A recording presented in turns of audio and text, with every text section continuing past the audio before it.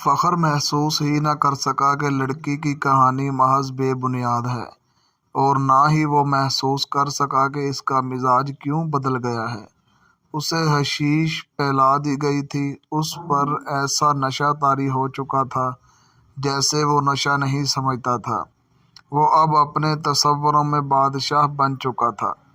لڑکی کے چہرے پر مشعل کے شعلے کی روشنی ناچ رہی تھی، اس کے بکھرے ہوئے سیاہی مائل بھورے بال چمک رہے تھے۔ وہ فخر کو پہلے سے زیادہ حسین نظر آنے لگی۔ اس نے بے تاب ہو کر کہا، تم اگر چاہو تو میں تمہیں پناہ میں لیتا ہوں۔ نہیں، لڑکی ڈر کر پیچھے ہٹ گئی اور بولی، تم بھی میرے ساتھ اپنے سلطان جیسا سلوک کرو گے؟ تم مجھے اپنے خیمے میں لے جاؤ گے اور میں ایک بار پھر تمہارے سلطان کے قبضے میں آ جاؤں گی۔ ہم تو اب دوسری 6 لڑکیوں کو بھی بچانے کی سوچ رہے ہیں۔ ایک تاجر نے کہا، ہم ان کی عزت بچانا چاہتے تھے مگر ہم سے بھول ہوئی۔ فخر المصری کی نگاہیں لڑکی پر جمی ہوئی تھیں۔ اس نے اتنی خوبصورت لڑکی کبھی نہیں دیکھی تھی۔ خیمے میں خاموشی طاری ہو گئی۔ جیسے کرسٹوفر نے توڑا، اس نے کہا، تم عرب سے آئے ہو یا مصری ہو؟ مصری۔ فخر نے کہا، میں 2 جنگیں لڑ چکا ہوں، اس لیے مجھے یہ عہدہ دیا گیا ہے۔ سوڈانی فوج کہاں ہے جس کا سالار ناجی ہے؟ کرسٹوفر نے پوچھا۔ اس فوج کا ایک سپاہی بھی ہمارے ساتھ نہیں آیا۔ فخر نے جواب دیا، جانتے ہو ایسے کیوں ہوا ہے؟ کرسٹوفر نے کہا، سوڈانیوں نے صلاح الدین ایوبی کی امارات اور کمان کو تسلیم نہیں کیا۔ وہ فوج اپنے آپ کو آزاد سمجھتی ہے۔ ناجی نے سلطان صلاح الدین ایوبی کو بتا دیا تھا کہ وہ مصر سے چلے جائیں کیونکہ وہ غیر ملکی ہیں۔ اس لیے ایوبی نے مصریوں کی فوج بنائی اور لڑنے کے لیے یہاں لے آیا۔ اس نے تم لوگوں کو شرافت اور نیکی کا جھانسا دیا اور خود عیش کر رہا ہے۔ کیا تمہیں مال غنیمت ملا؟ اگر تمہیں ملا بھی تو سونے چاندی کے 2 ٹکڑے مل جائیں گے۔ صلیبیوں کے جہازوں سے بے بہا خزانہ سلطان ایوبی کے ہاتھ آیا ہے۔ وہ سب رات کے اندھیرے میں سینکڑوں اونٹوں پر لاد کر قاہرہ روانہ کر دیا گیا ہے، جہاں سے دمشق اور بغداد چلا جائے گا۔ سوڈانی لشکر کو سلطان نہتہ کر کے غلاموں میں بدل دینا چاہتا ہے۔ پھر عرب سے فوج آ جائے گی اور تم مصری بھی غلام ہو جاؤ گے۔ اس عیسائی کی ہر ایک بات پر فخر المصری کے دل میں اترتی جا رہی تھی۔ اثر باتوں کا نہیں بلکہ موبی کے حسن اور حشیش کا تھا۔ عیسائیوں نے یہ حربہ حسن بن صبا کے حشیشن سے سیکھا تھا۔ موبی کو بالکل توقع نہ تھی کہ یہ صورتحال پیدا ہو جائے گی کہ ایک مصری اس کے تعاقب میں اس کے دام میں آ جائے گا۔ انہیں معلوم ہو گیا کہ فخر مصر کی زبان کے سوا اور کوئی زبان نہیں جانتا۔ موبی نے اپنے 5 ساتھیوں کو سنانا شروع کر دیا کہ رابن زخمی ہونے کا بہانہ کر کے زخمیوں کے خیمے میں پڑا ہے، اور اس نے کہا ہے کہ ناجی سے مل کر معلوم کرو کہ اس نے بغاوت کیوں نہیں کی۔ یہ اس نے عقب سے سلطان صلاح الدین ایوبی پر حملہ کیوں نہیں کیا، اور یہ بھی معلوم کرو کہ اس نے ہمیں دھوکہ کیوں تو نہیں دیا۔ وہ باتیں کر رہی تھی تو فخر نے پوچھا، یہ کیا کہہ رہی ہے؟ یہ کہہ رہی ہے، ایک نے جواب دیا، اگر یہ شخص یعنی تم سلطان صلاح الدین ایوبی کی فوج میں نہ ہوتے تو یہ تمہارے ساتھ شادی کر لیتی۔ یہ مسلمان ہونے کو بھی تیار ہے، لیکن کہتی ہے کہ اسے اب مسلمانوں پر بھروسہ نہیں رہا۔ فخر نے بے تابی سے لپک کر لڑکی کو بازو سے پکڑا اور اپنی طرف گھسیٹ کر کہا، اگر میں بادشاہ ہوتا تو خدا کی قسم تمہاری خاطر تخت اور تاج قربان کر دیتا۔ اگر شرط یہی ہے کہ میں صلاح الدین ایوبی کی دی ہوئی تلوار پھینک دوں تو یہ لو۔ اس نے کمر بند سے تلوار کھولی اور نیام سمیت لڑکی کے قدموں میں رکھ دی۔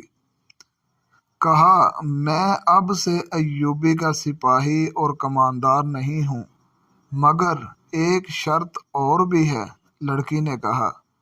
میں اپنا مذہب تمہاری خاطر ترک کر دیتی ہوں، لیکن صلاح الدین ایوبی سے انتقام ضرور لوں گی۔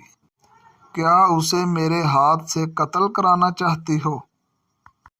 فخر نے پوچھا۔ لڑکی نے اپنے آدمیوں کی طرف دیکھا، سب نے ایک دوسرے کی طرف دیکھا۔ آخر کرسٹوفر نے کہا، ایک صلاح الدین ایوبی نہ رہا تو کیا فرق پڑے گا، ایک اور سلطان آ جائے گا، وہ بھی ایسا ہی ہوگا، مصریوں کو آخر غلام ہی ہونا پڑے گا۔ تم ایک کام کرو، سوڈانیوں کے سالار ناجی کے پاس پہنچو اور یہ لڑکی اس کے سامنے کر کے اسے بتاؤ کہ سلطان صلاح الدین ایوبی اصل میں کیا ہے اور اس کے ارادے کیا ہیں۔ ان لوگوں کو یہ تو علم تھا کہ ناجی کا صلیبیوں کے ساتھ رابطہ ہے اور موبی اس کے ساتھ بات کرے گی، لیکن انہیں یہ علم نہیں تھا کہ ناجی اور اس کے معتمد سالار خفیہ طریقے سے مروائے جا چکے ہیں۔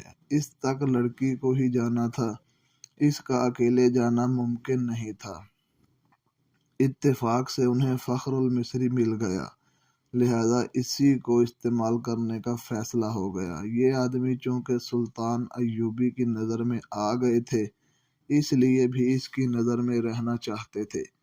اس کے علاوہ انہوں نے موبی سے سن لیا تھا کہ ان کے شعبہ جاسوسی اور تخریب کاری کا سربراہ ابن عاصی کیمپ میں ہے اور فرار ہوگا، اس لیے وہ اسے مدد دینے کے لیے بھی وہاں موجود رہنا چاہتے تھے۔ ان کے ارادے معلوم نہیں کیا تھے۔ صلاح الدین ایوبی پر چلایا ہوا ان کا تیر خطا گیا تو انہیں سلطان ایوبی کے سامنے لے جایا گیا تھا۔ ان کا بہروپ اور ڈرامہ کامیاب رہا، لیکن ان کا مشن تباہ ہو گیا تھا، لہذا اب وہ بدلی ہوئی صورتحال اور اتفاقات سے فائدہ اٹھانے کی کوشش کر رہے تھے۔ فخر المصری حسن اور حشیش کے جال میں آ گیا تھا۔ اس نے واپس کیمپ میں نہ جانے کا فیصلہ کر لیا تھا۔ اس کو یہ مشورہ دیا گیا کہ وہ لڑکی کو لے کر روانہ ہو جائے۔ ان لوگوں نے اسے اپنا ایک اونٹ دے دیا، پانی کا ایک مشکیزہ دیا اور تھیلے میں کھانے کا بہت سارا سامان ڈال دیا۔ ان اشیاء میں کچھ ایسی تھی جن میں حشیش ملی ہوئی تھی۔ موبی کو ان کا علم تھا۔ فخر کو ایک لمبا چگا اور تاجروں والی دستار پہنا دی گئی۔ لڑکی اونٹ پر سوار ہوئی، اس کے پیچھے فخر سوار ہو گیا اور اونٹ چل پڑا۔ فخر گرد و پیش سے بے خبر تھا اور وہ اپنے ماضی سے بھی بے خبر ہو گیا تھا۔ صرف یہ احساس اس پر غالب تھا کہ روئے زمین کی حسین ترین لڑکی اس کے قبضے میں ہے، جس نے سلطان کو ٹھکرا کر اسے پسند کیا ہے۔ موبی نے کہا، تم عیسائی کمانداروں اور اپنے سلطان کی طرح وحشی تو نہیں بنو گے، میں تمہاری ملکیت ہوں، کہو تو میں اونٹ سے اتر جاتا ہوں۔ فخر نے کہا، مجھے صرف یہ بتا دو کہ تم مجھے دل سے چاہتی ہو یا محض مجبوری کے عالم میں میری پناہ لی ہے۔ پناہ تو میں ان تاجروں کی بھی لے سکتی تھی، موبی نے جواب دیا، لیکن تم مجھے اتنے اچھے لگے کہ تمہاری خاطر مذہب تک چھوڑنے کا فیصلہ کر لیا۔ اس نے جذباتی باتیں کر کے فخر کی اعصاب پر قبضہ کر لیا اور رات گزرتی چلی گئی۔ سفر کم و بیش 5 دنوں کا تھا، لیکن فخر المصری عام راستوں سے ہٹ کر جا رہا تھا، کیونکہ وہ بھگوڑا فوجی تھا۔ موبی کو نیند آنے لگی، گہری نیند سو گئی۔ اونٹ چلتا رہا، فخر جاگتا رہا۔